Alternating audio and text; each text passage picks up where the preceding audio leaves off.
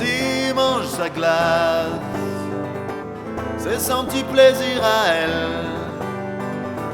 Scotchée devant un écran, elle espère un message. C'est plus une gosse mais quand même. Elle sourit, elle rigole, mais c'est des futilités. Elle soupire et elle bâille, elle remue son visage, mais la plupart de ses mots se répètent. Les routes sont longues et froides, on lui raconte des échos, des histoires. Mais tel un fleuve tranquille, elle suit son lit confortable. Dans ses grands yeux défile l'enchaînement des images.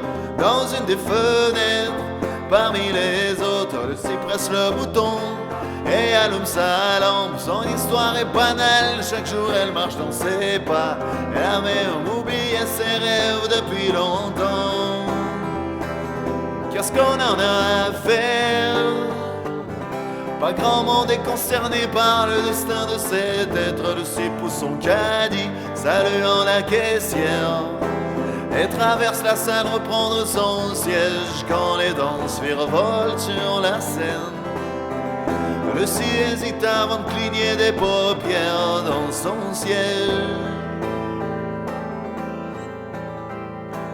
Les routes sont vides et obscures,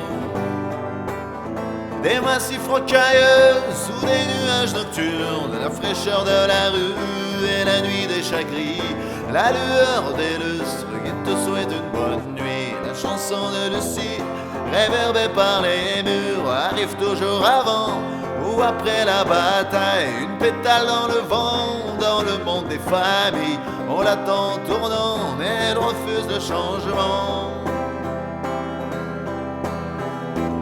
Ce soir le son tourne sans elle,